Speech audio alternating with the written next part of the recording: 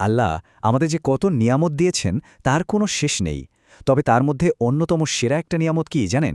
সেটা হলো আমাদের কথা বলার ক্ষমতা। কিন্তু এটাই আবার আমাদের জন্য সবচেয়ে কঠিন পরীক্ষাগুলোর একটা। ভাবুন তো, মুখ দিয়ে বের হওয়া একটা মাত্র কথা যেমন কাউকে জান্নাতের উঁচু স্তরে নিয়ে যেতে পারে, ঠিক তেমনি আরেকটা কথাই কিন্তু তাকে জাহান্নামের গভীরে ফেলে দিতে পারে। চলুন আজকে আমরা কথার এই অবিশ্বাস্য শক্তি নিয়েই একটু আলোচনা করি। দেখুন বিষয়টা কতটা গুরুত্বপূর্ণ। নবীজি সাল্লাল্লাহু আলাইহি সাল্লাম সরাসরি বলছেন যে কোনো মানুষ হয়তো এমন একটা কথা বলে বসল যেটা আল্লাহকে অসন্তুষ্ট করে, আর সে হয়তো এটা নিয়ে ভাবেইনি, কিন্তু ওই একটা কথার কারণেই তাকে জাহান্নামে ফেলে দেওয়া হবে। তার মানে আমাদের মুখ থেকে বের হওয়া প্রত্যেকটা শব্দের ওজন আছে। সামান্য একটা বেফাঁস কথাও কিন্তু চিরস্থায়ী ক্ষতির কারণ হয়ে দাঁড়াতে পারে। এজন্যই তো জিহ্বাকে প্রায়ই একটা ধারালো, দুই দিকেই ধার আছে এমন একটা তলোয়ারের সাথে তুলনা করা হয়। আর এই তুলনাটা কিন্তু ১০০ ভাগ সত্যি। এর একটা ধার দিয়ে যেমন ভালো কাজ করা যায়, মানুষের উপকার করা যায়, ঠিক তেমনি অন্য ধারটা দিয়ে মারাত্মক ধ্বংসও ঘটানো সম্ভব। এখন কোন ধারটা ব্যবহার হবে সেই সিদ্ধান্তটা কিন্তু পুরোপুরি আমাদের হাতে। একদিকে দেখলে এই কথা বলার ক্ষমতাটা আসলেই একটা অসাধারণ আশীর্বাদ, তাই না? এর মাধ্যমেই তো আমরা জ্ঞান অর্জন করি, সুন্দর করে নিজের মনের ভাব প্রকাশ করি, যা আমাদের জান্নাতের পথে এগিয়ে দেয়। কিন্তু মুদ্রার তো আরেকটা পিঠও আছে। একটু অসতর্ক হলেই এই জিহ্বা হয়ে উঠতে পারে বিষাক্ত সাপের মতো, আর সেই সাপ সবার আগে কিন্তু তার নিজের মালিককেই দংশন করে আর তাকে জাহান্নামের দিকে ঠেলে দেয়। তো এই যে বললাম তলোয়ারের বিপজ্জনক দিক, এইটা আসলে কি? কথার মাধ্যমে ঠিক কি ক্ষতি হতে পারে? চলুন জিহ্বার সেই সব রোগ বা বিপদগুলো সম্পর্কে একটু জেনে নিই, যেগুলো থেকে আমাদের নিজেদের বাঁচিয়ে রাখাটা খুবই জরুরি। এর মধ্যে সবচেয়ে পরিচিত আর মারাত্মক যে রোগ, সেটার নাম হলো গীবত। এর সংজ্ঞা একদম সহজ আর পরিষ্কার। কোনো মানুষের অনুপস্থিতিতে তার সম্পর্কে এমন কিছু বলা যা সে নিজে শুনলে মনে কষ্ট পেত, ব্যাস এটাই গীবত। এখানে না একটা খুব কমন ভুল ধারণা আছে, যেটা একটু পরিষ্কার করা দরকার। অনেকেই মনে করে, আরে আমি তো সত্যি কথাই বলছি, এটা আবার গীবত হবে কেন? কিন্তু আসল ব্যাপারটা হলো ঠিক এর উল্টো। গীবত মানেই হলো কারো ব্যাপারে এমন কোনো সত্য কথা বলা যা সে অপছন্দ করে, এটাই গীবত। আর কথাটা যদি হয় মিথ্যা, তাহলে তো আর কথাই নেই, সেটা হয়ে যায় অপবাদ, যা গীবতের চেয়েও অনেক বড় গুনাহ। শুধু গীবত বা অপবাদই শেষ নয়, তালিকাটা কিন্তু আরও লম্বা। যেমন ধরুন চগলখুরি, মানে দুজনের মধ্যে সম্পর্ক নষ্ট করার জন্য একজনের কথা আরেকজনের কাছে লাগানো, কিংবা কাউকে অভিশাপ দেওয়া, যাকে হাদিসে সরাসরি হত্যার সাথে তুলনা করা হয়েছে।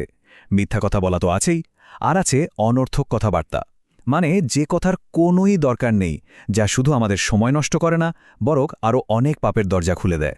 এই সমস্ত কাজের পরিণতি যে কতটা ভয়ঙ্কর হতে পারে, এই একটা হাদিসই তা বোঝার জন্য যথেষ্ট। জিহ্বার এই লাগামহীন ব্যবহারের কারণেই বহু মানুষকে তাদের মুখের ওপর ভর দিয়ে জাহান্নামে ফেলে দেওয়া হবে। চিন্তা করা যায় তাহলে এই ভয়ঙ্কর পরিণতি থেকে বাঁচার উপায়টা কি? ইসলামে এর একটা অত্যন্ত সুন্দর এবং শক্তিশালী সমাধান দেয়া আছে। এটাকে আমরা বলতে পারি কথা বলার গোল্ডেন রুল বা স্বর্ণালী নীতি। এই সেই নীতি, হয় ভালো কথা বলুন, নয়তো চুপ থাকুন। দেখুন, এর চেয়ে সহজ এবং কার্যকর সমাধান আর কি হতে পারে? যদি বলার মতো এমন কিছু না থাকে যা নিজের বা অন্য কারোর জন্য ভালো, কল্যাণকর, তাহলে চুপ থাকাটাই হচ্ছে ঈমানের পরিচায়ক এবং সবচেয়ে নিরাপদ রাস্তা। কিন্তু এই নীতির প্রয়োগটা আমরা কিভাবে করব? ভালো কথা আর চুপ থাকা, এর মধ্যে কোনটা কখন বেছে নিতে হবে? এই দুটোর মধ্যে ব্যালেন্স করাটা কেন এত জরুরি? চলুন সেই দিকটা এবার একটু ভালোভাবে বোঝার চেষ্টা করি। এই পর্যায়ে এসে একটা প্রশ্ন মনে আসতেই পারে, তাই না? যে তাহলে কি সব পরিস্থিতিতেই চুপ করে থাকাটাই সবচেয়ে ভালো কাজ? কথা বলাটা কি এড়িয়ে চলাই বুদ্ধিমানের কাজ? ইমাম আবু হাতিমের এই বিখ্যাত কথাটা আমাদের নীরবতার শক্তি সম্পর্কে একটা পরিষ্কার ধারণা দেয়। একবার ভাবুন তো, জীবনে কতবার এমন হয়েছে যে হুট করে কিছু একটা বলে ফেলার পর আমরা আফসোস করেছি, কিন্তু চুপ থাকার জন্য আফসোস করতে হয়েছে এমন ঘটনা কিন্তু খুবই কম ঘটে। তার মানে নীরবতা আসলেই একটা সুরক্ষার মতো। তাহলে কোনটা সেরা? আলেমগণ বলেন, দেখুন, চুপ থাকার মাধ্যমে একজন মানুষ নিজেকে পাপ থেকে বাঁচিয়ে নিরাপদ থাকে, এটা ঠিক। কিন্তু ভালো কথা বলাটা এর চেয়েও এক ধাপ এগিয়ে। কারণ ভালো কথা বললে নিরাপত্তা তো পাওয়া যায়ই, তার সাথে সওয়াবও যোগ হয়। আর সবচেয়ে বড় ব্যাপার হলো, এর মাধ্যমে শুধু যে কথা বলছে সে নয়, যারা শুনছে তারাও উপকৃত হয়। যারা নিজেদের কথার এই শক্তিটাকে নিয়ন্ত্রণ করতে পারে এবং একে শুধু ভালো কাজে ব্যবহার করে, তাদের জন্য অপেক্ষা করছে এক অবিশ্বাস্য পুরস্কার। একবার ভেবে দেখুন, শুধু জিহ্বাকে নিয়ন্ত্রণ করার বিনিময়ে আল্লাহ ৩টা অসাধারণ প্রতিশ্রুতি দিচ্ছেন। ১. জীবনের সমস্ত কাজ তিনি শুধরে দেবেন।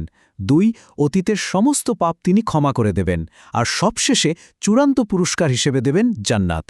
আর স্বয়ং আমাদের নবী মোহাম্মদ সাল্লাল্লাহু আলাইহি ওয়াসাল্লাম নিজে সেই ব্যক্তির জন্য জান্নাতের গ্যারান্টি দিচ্ছেন যে তার জিহ্বা আর লজ্জাস্থানকে নিয়ন্ত্রণ করবে। এর চেয়ে বড় কোনো নিশ্চয়তা কি আর হতে পারে? শেষ করার আগে আসুন একটা ব্যাপার ভাবি। আমাদের মুখ থেকে বের হওয়া প্রত্যেকটা শব্দ হয় কিছু ভাঙে, নয়তো কিছু গড়ে। আজকের দিনে আমাদের কথাগুলো দিয়ে আমরা কি কারো মনে আশার আলো জ্বালাবো, কোনো ভাঙা সম্পর্ককে জোড়া লাগাবো, নাকি নতুন করে বিভেদ তৈরি করব? সেই সিদ্ধান্তটা কিন্তু আমাদেরই নিতে হবে।